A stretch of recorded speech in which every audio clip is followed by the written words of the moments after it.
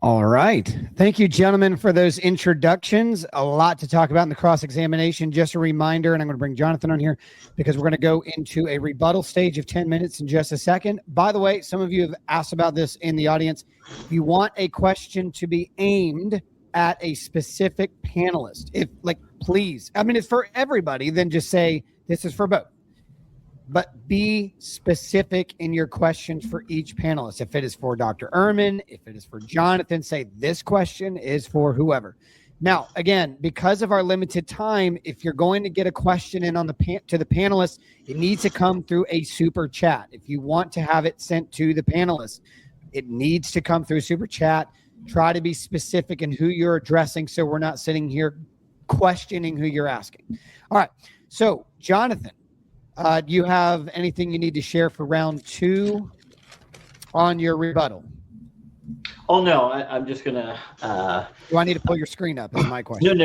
No. All right, fantastic. All right, so I'm going to give you 10 minutes again, and I will start... you can go over a little bit. We got some flexibility on these last 2 in the rebuttals, Jonathan. So I'm going to pull all of us off stage here, and then you'll have 10 minutes once more. I will notify you at least with 1 minute to go. Like you're 9 minutes in, I'm going to give you a notification. You know how much time you have from that point. We'll give you a couple seconds over if you need it. Okay. Okay. No, thank you.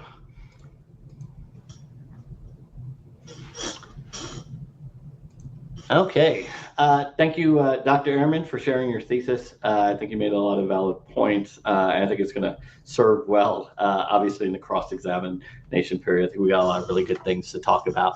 One of the points I want to address first, because I know Dr. Ehrman ended on it kind of last, is this kind of idea of miracles violating the law of physics. One of the things that I did bring up at the end of my opening was we do have an instance where the laws of physics did not hold at the Big Bang.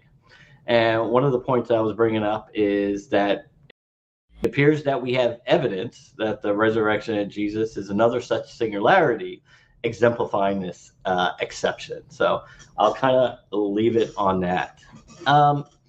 So there's a couple of things I want to point out from Dr. Ehrman's thesis on the ability of the historians. And I think one of the things that I kind of appreciated from reading the ancient historians, Plutarch, Livy, is they did feel like they could falsify that these supernatural claims and these events could be falsifiable. They had enough information in their records that they can falsify them. And I think one of the differences that we actually see by comparison is when we look at the comments from Livy, Plutarch, and Cicero, what they were able to demonstrate for the supernatural claims of Romulus, I found it hard kind of seeing that in Dr. Ehrman's thesis.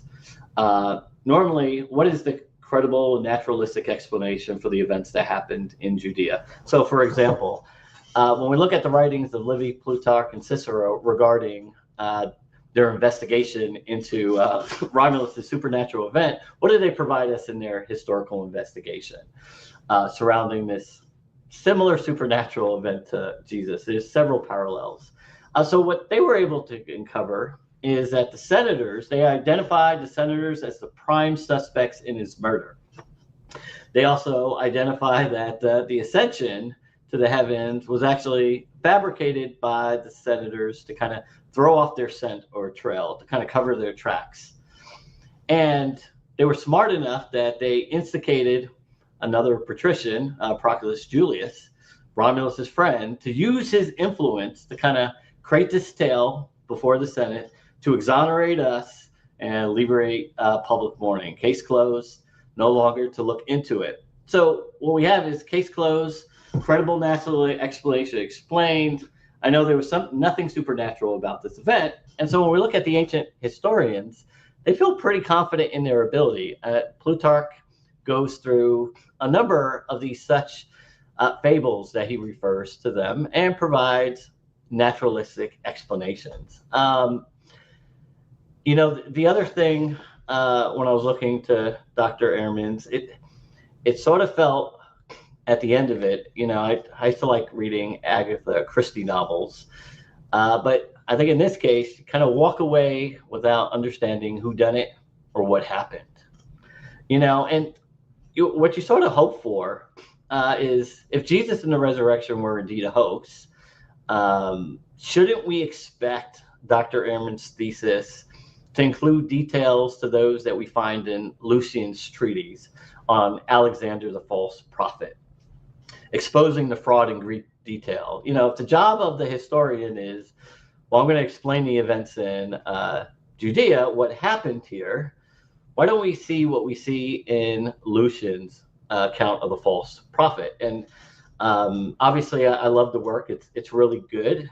He actually describes the scene, how Alexander, the false prophet, sneaked off at night to the temple grounds to bury a makeshift goose egg with a snake to facilitate his scheme to sort of convince the populace to believe in the deity Glycon. He had his little snake puppet, and that's how he did it. And throughout this work of Lucian, he was able to actually uncover how did they get diluted. And I think, to Dr. Ehrman's point is, similar to what we see in Celsus and Porphyry, is this attack on the credibility of the witnesses. Fine.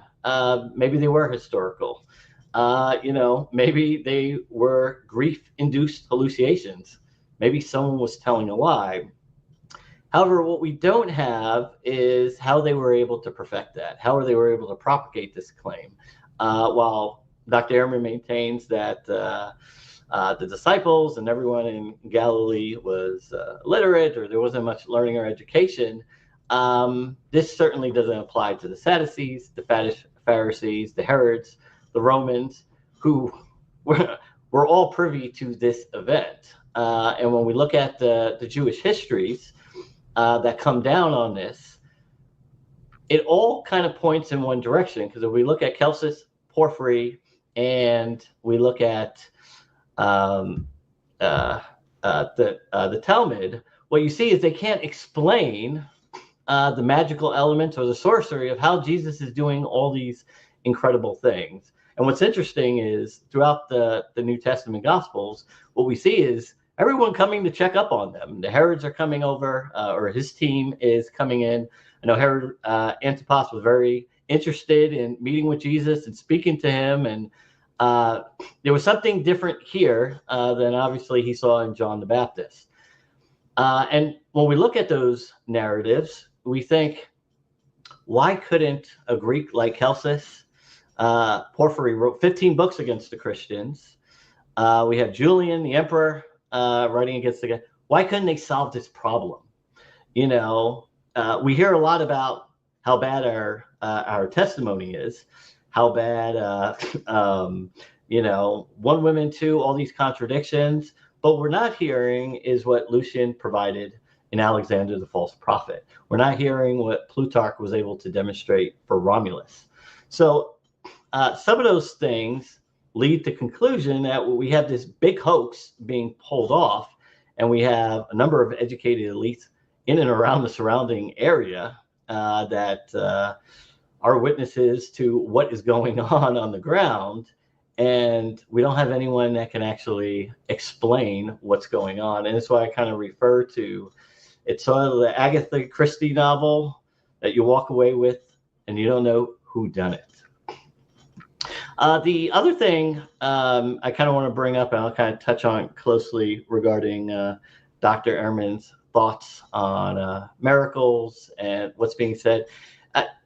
There's a lot of observations throughout history where we have an observable black swan, which we see here in the resurrection throughout history, that we can't explain through naturalistic means.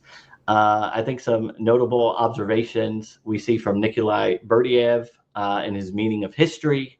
He tells us a little bit how when he remember how that the materialist interpretation of history, when he attempted it in his youth to verify by applying it to the destinies of people, broke down in the case of the Jews, where destiny seemed absolutely inexplicable from the materialistic standpoint. He understood that he left Marxism because he couldn't explain the Jews the history of the Jews from a naturalistic perspective. We see this in Mark Twain too. He looked at the Jewish, the events in history, and they couldn't explain. The only one not mortal was the Jew. So we do have these observations, and as historians, obviously we have the opportunity to look into these events because we are collecting a lot of information on them from a lot of good, well-educated sources. I mean, Celsus did a lot of research for his work and understanding the Christian arguments and trying to publish an attack out there against Christianity. Porphyry wrote 15 books. Julian, the emperor, is trying to convert everything back over to Christianity. And I think the most important thing for me is, we had the Roman Empire, we had the Herods, well-educated. They understood how to investigate Roman cults. I think the Christians have probably been accused, or I think what we see in Pliny's writing kind of refer to some of the, I guess, the attacks that the forest people, or the Bacilli in the Roman Republic, they got accused a lot of those. And we understood, then that Rome understood how to investigate these cults, how to get information, how to expose their conspiracies. And what we have here in Judea that starts spreading across the vast part of the empire is all these groups promoting this wild tale, and no one understands how it was done. All they needed to do is go back to the tomb. If he was left up on the cross. Oh, 1 minute. Okay, I'll finish up here. Once again, the resurrection of Jesus, which differentiates Christianity from the other religions, it is a falsifiable event. Just like the people were able to recognize in Herodias' tale of Aristarchus, they went to the photo shop to check it out. Some people coming back from overseas saw him going to Croton. They have this information, and one of the questions that Dr. Ehrman will speak about is, why don't we have anything like that for the resurrection of Jesus? We kind of have it for all these other legendary tales. Why not for this, which obviously took over the Roman Empire? With that, I will end my rebuttal. All right. Thank you, Jonathan. And I'm going to pull you off the stage. I'm going to bring Dr. Ehrman back on. Dr. Ehrman, did you have a second slide presentation you needed or anything, or did you? I don't think I'll do that. No, I think I'll just try and do it orally. Okay. All right. And I will give you the complete floor. And as soon as you start, I'll give you, like, at the 10-minute mark, again, I'll kind of give an indicator similar to what I did Jonathan. And then that'll give you time to wrap up your last statements. And then we'll go straight into the cross-examination. Okay. Thank you. Thank you, Jonathan. This is not going to be very elegant as a rebuttal, in part because I'm not sure what Jonathan is arguing. And so that's why I'm looking forward to the cross-examination. I didn't hear what evidence he had that Jesus was raised from the dead. His argument seems to be that if it was a hoax, Roman authorities would have tried to expose it. And so since they didn't try to expose it, I think he's saying, therefore, it was not a hoax. And I think he's saying, therefore, it must have happened. And they must have known it happened. So I don't really quite understand that argument. I think he's saying that Pontius Pilate believed Jesus was raised from the dead, and that Tiberius believed he was raised from the dead, and that Plutarch and Livy and Cicero believed he was raised from the dead. If they believed he was raised from the dead, I'm sorry, I just don't understand. None of these authors mentions Jesus. And why would you think they became Christians? Or is it that you think they thought they really believed Jesus was raised from the dead, but decided that he wasn't the Son of God?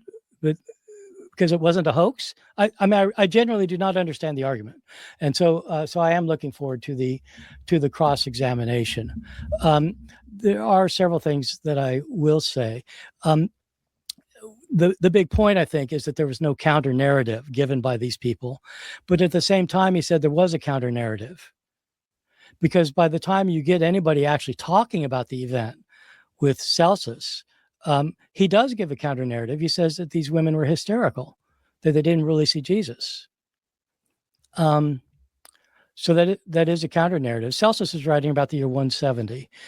These other authors, I'll be interested in asking him why he thinks that Livy or Cicero would have been writing about it, for one reason, and why he thinks Plutarch would have been writing about it for another. I think what he's assuming is that Christianity was taking over the empire by leaps and bounds, and that it had become such an enormous movement that the Roman authorities would have been quite perplexed by it and worried about it, and the philosophers would have been writing about it.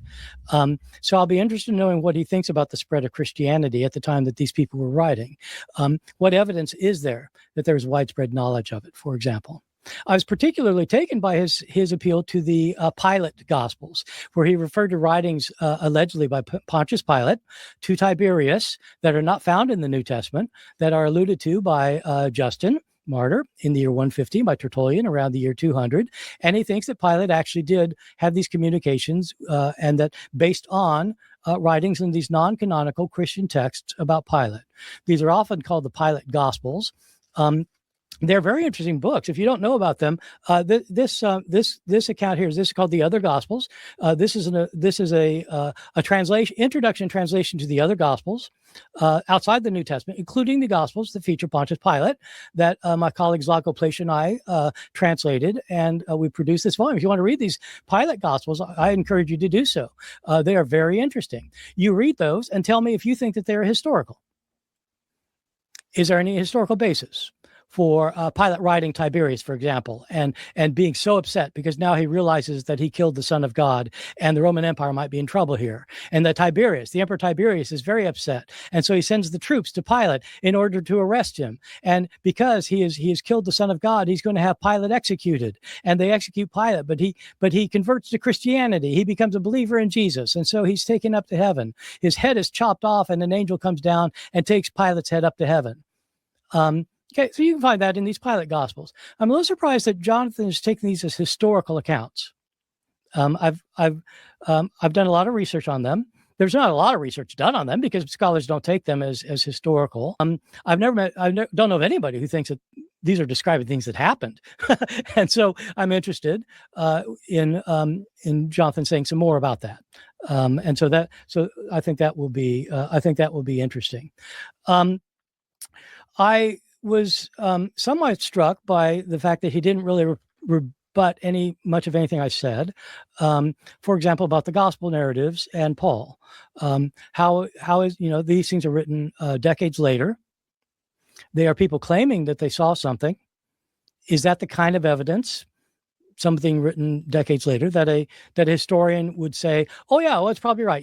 If Paul, writing 25 years later, says that he saw Jesus, well, then he must have seen Jesus, because, and a historian would conclude on that basis that one person writing 25 years later who says he saw somebody alive after he died, that's evidence that the laws of nature were broken because this person said so. Oh, but he really meant it. Okay. Is that the kind of testimony that a historian would look at and say, yeah, it had never happened in history before. There have been 300,000 years of Homo sapiens. There have been about 115 billion Homo sapiens who have lived. And of those 115 billion, none has ever been raised from the dead. But this one, we're pretty sure was because somebody writing 25 years later said that he saw him. Will a historian normally say, yeah, that's probably it? No. The historian might be a believer, and the historian might say, well, yes, I'm a Christian. I believe Jesus was raised from the dead. They're not going to say, I can prove it. How would you prove it? It's a miracle. Miracles can't be proven. You might believe they happened. Now, when Jonathan made an interesting point, he said that the Big Bang was a singularity, and maybe Jesus' resurrection was another singularity. Well, we have reasons for thinking the Big Bang happened. This is not like somebody sitting around kind of doodling something and coming up with some idea. I bet it just started with like a big firecracker. It's not like that. There's substantial scientific evidence for the resurrection. For the resurrection. There I go. For the Big Bang. What evidence is there for the resurrection like that?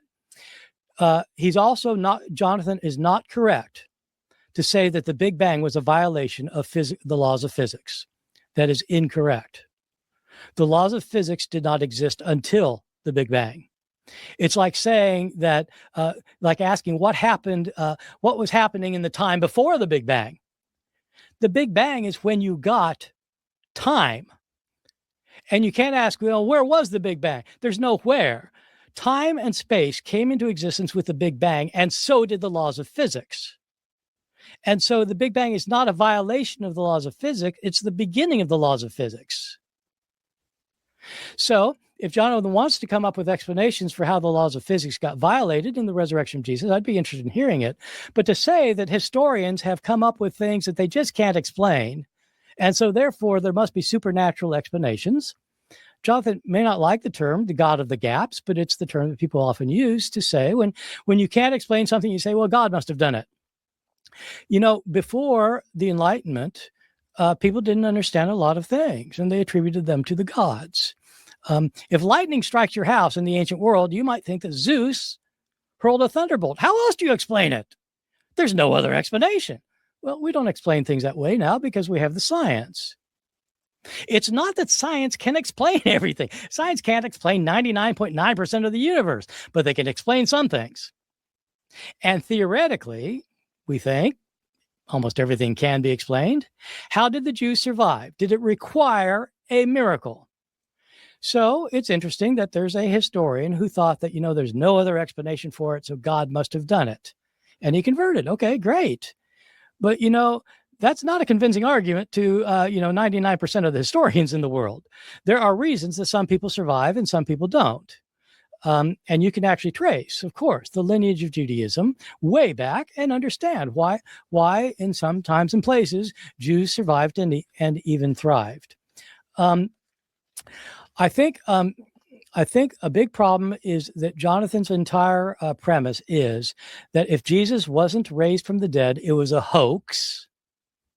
And Romans would have exposed the hoax. Number one, how many Roman intellectuals knew about the resurrection within, say, the first year of Jesus' death? None that we know of. None. Jonathan's view seems to be that if intellectuals or people who could expose these things had known about it, they would just go to the tomb to look. Well, where was the tomb? We don't know. We have no record. Even if you believe in an empty tomb, we have no idea where it would have been. So how would they have gone? And even if they had gone, they had found it empty. Would that tell them anything?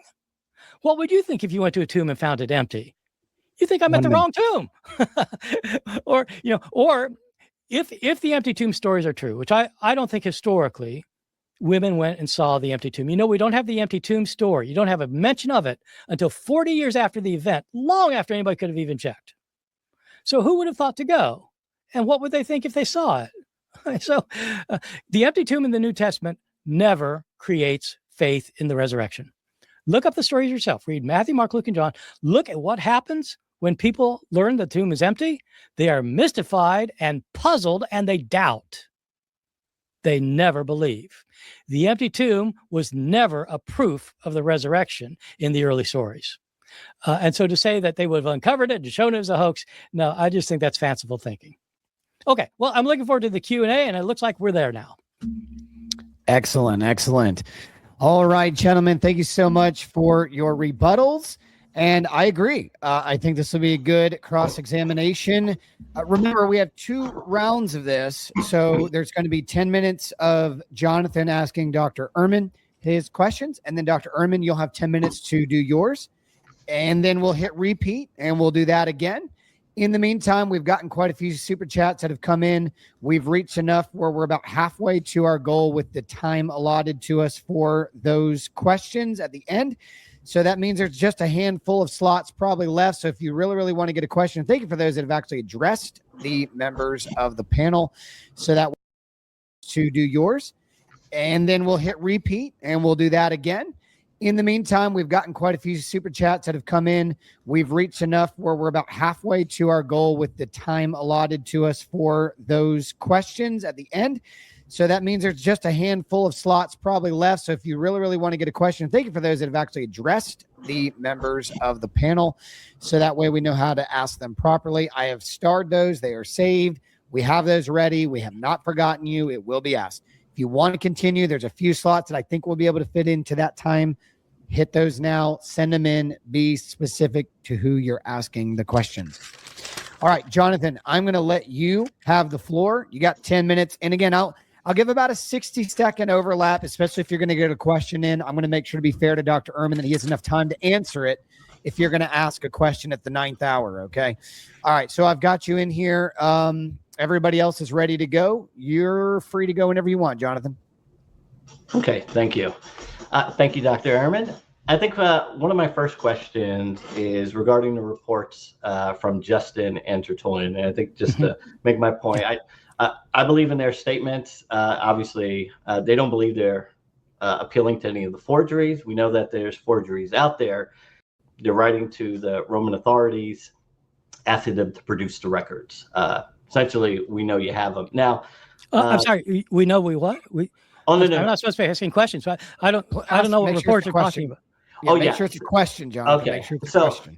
Now, given that Justin Martyr, Tertullian, I know Eusebius had those citations in there, and they were well published. We know Celsus understood a lot of Justin's arguments.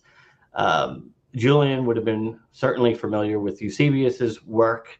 Do we actually have any ancient sources as rebuttal witnesses to say, what Justin and Tertullian were referring to is probably forgeries? They didn't know what we're talking about.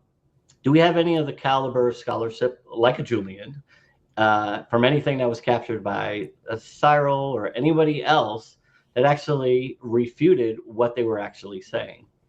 We don't have any Roman source that refers to the writings of Justin or Tertullian, period. Okay. So we don't have any rebuttals of what they said about Pilate's reports because they don't say anything about Justin and Tertullian. Okay. The next question I want to ask, so in the aftermath of what the disciples were saying, we have Acts that reports that they're starting to amass in Jerusalem. They're starting to promote the narrative out there. Jesus was a criminal.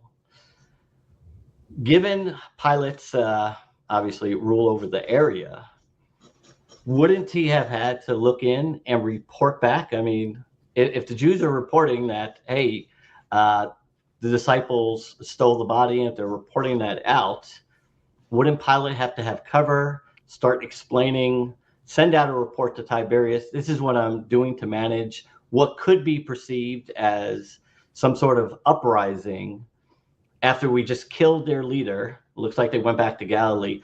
Wouldn't Pilate have to have reported something to Tiberius to let him know, hey, you may be getting reports. I'm going to get ahead of the narrative. I'm going to let you know what's going on? No, he would not have.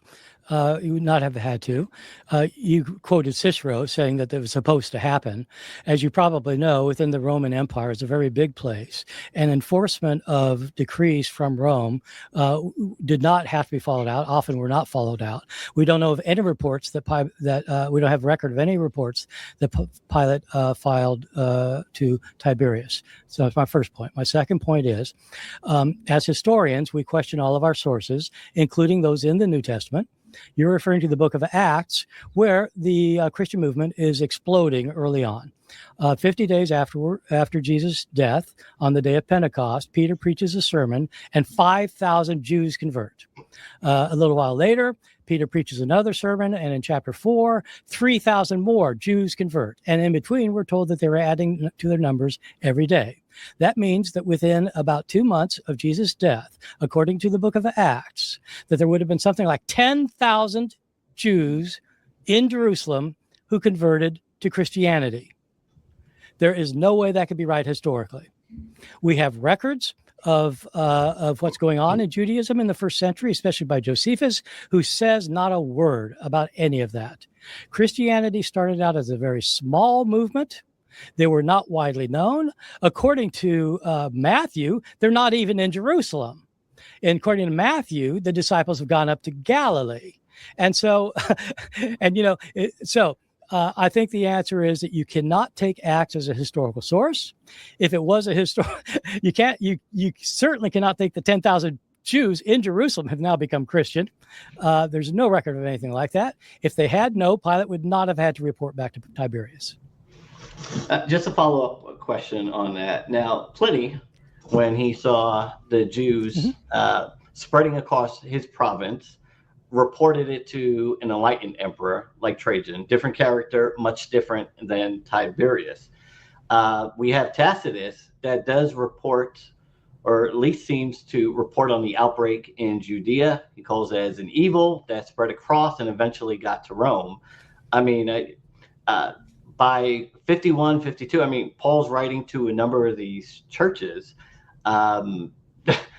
within 20 years of the event. And wouldn't that support the growing movement of Christianity?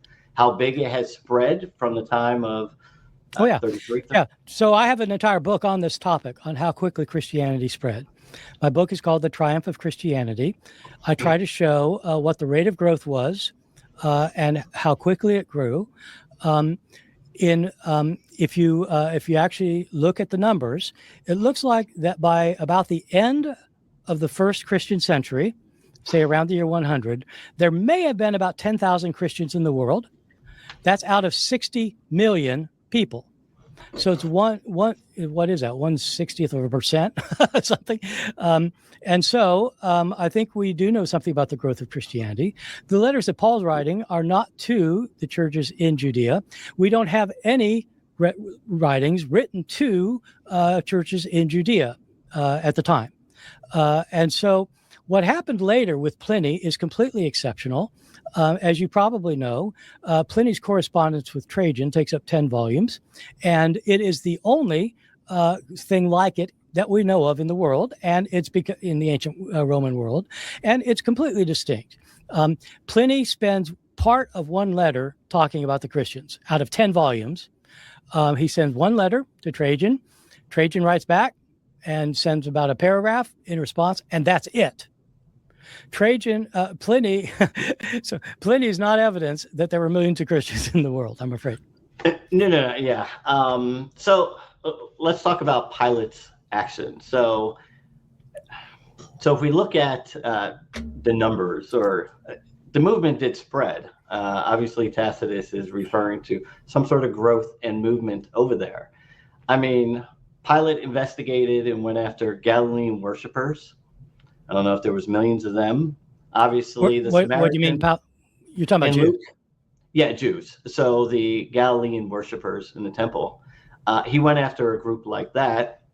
He went after the Samaritan prophet. So if the Christians are starting to organize in the aftermath, why don't we see any action to kind of quell that uprising? Whether it's 500, whether it's 1,000. With John the Baptist, I don't think it's 500 or 1,000. I think it's so I don't understand what this has to do with the resurrection exactly. Well, the one of the points that I made throughout my debate is that the Roman Empire, Pilate, Herod, they were going to quell any type of uprising. And in the aftermath of the resurrection, I mean, even you have said, yeah, they believe that Peter or Mary believed that they saw him. They're starting to promote this. They go back to Jerusalem and they're promoting this. Why doesn't Herod, and it's back to Dr. Carrier's point, they're starting to promote this narrative. And why don't we see any action from the ruling authorities? Herod, who wouldn't want an uprising, he doesn't want to lose his territory, and Pilate doesn't want to be looked at as not managing crisis. Okay. Why aren't they doing anything? Yeah, but it sounds like you're arguing my position. I mean, because I'm saying there wasn't a big movement. You're saying there is a big movement, and you're asking why didn't they squash it then? Okay, well, if you think it was a big movement, why didn't they quash it? Well, my thesis lines it out because they would have looked into the events of the time. Pilate, and this is the point of Dr. Carey's argument. How's it demonstrate the resurrection? Well, so first we have 2 points. We have Justin and Tertullian that says there was a report. The actions of Maximus. No. Okay, let me answer your question. My answer is that if there was a huge Christian movement in Judea, according to you, they would have tried to quash it. But you don't know why. But you know they did not try to quash it. So either there wasn't a big movement, or there's some other explanation. But you haven't said what the other explanation is. Well, the other explanation is they checked it out and they couldn't. They checked out. They found out that Jesus really was raised from the dead, and they believed that Jesus was raised from the dead. Pontius Pilate and the Emperor Tiberius of Rome believed that Jesus got raised from the dead. That's your thesis. Well, yeah, that's what allowed them to grow and expand. I mean, if you think about it, well, if they Jonathan, make sure you're asking questions at this point. Okay. I'll just say in response to that, there is no way on God's green earth that Tiberius, the emperor of Rome, became a Christian. No, if that's your historical case, John. No, that's not my case. Now they weren't men of the Enlightenment. I mean, you do believe that Pilate and Tiberius were not men of the Enlightenment. They did believe. I mean, Tiberius believed in astrology. They did believe in the gods. These were. They believe in pagan gods. That's right. Exactly. So if they investigated something and recognized, and the point of my opening was the educated elite were able to tell the difference. They weren't the populace. So Tiberius looked into it, and he decided Jesus really was raised from the dead. This is your historical conclusion? I think that is rather far-fetched. We know a lot about Tiberius. Yes, but this goes back to the other question. I mean, how big was the movement on the Samaritans moving up? And Pilate crushed that right away. Jonathan, if you want to get another question in, you got about 30 seconds, boss. Oh, okay. No, I'll turn it over to Dr. Ehrman. Okay, good, thanks. Okay, so well, I think we just established that you think that both Pontius Pilate and Tiberius became Christians. No, what I was trying to establish from the report is they recognized that there was his guards were there. No, I'm just asking. Do you think they believed in Jesus' resurrection? Yes or no? Well, yeah, I believe that's what allowed the Christians to spread and grow, and they didn't because Tiberius and Pilate. The Emperor Tiberius in Rome became a believer in Jesus' resurrection. No, he didn't become a believer in the resurrection, but he recognized there was a supernatural event. What was the supernatural event? Well, the resurrection. So he did believe in it. Well, he believed what had transpired in Judea was a supernatural event. Yeah, he believed Jesus got raised from the dead. Oh, yes. He believed in the resurrection of Jesus, but he did not become a Christian. No.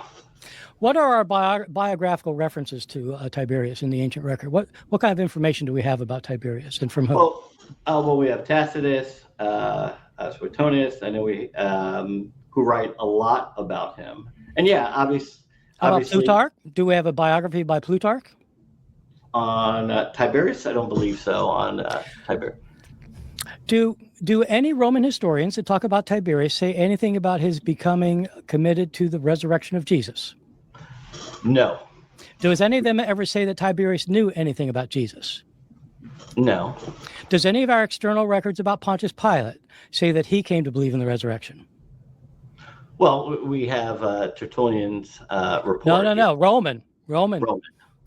Oh, his father was Roman. But no, actually, the ancients are. What are our sources for Josephus? I mean, for what are our records for Pilate outside of the New Testament? Well, Philo, obviously Philo and Josephus write extensively. Do either of them talk about his knowledge of Jesus? Well, at all. obviously, no, Josephus. Obviously, there's a disputed passage. Josephus does talk about. No. I'm talking about whether Pilate. No, do Josephus and Philo, who are references, are sources for understanding Pilate, do they say anything about Pilate knowing about Jesus?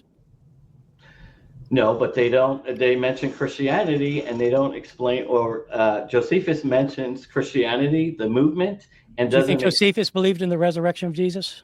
No, but I knew as a historian and with his background and his ability to access records, he doesn't provide a counter narrative to that. It would have served him very well for the Vespasian.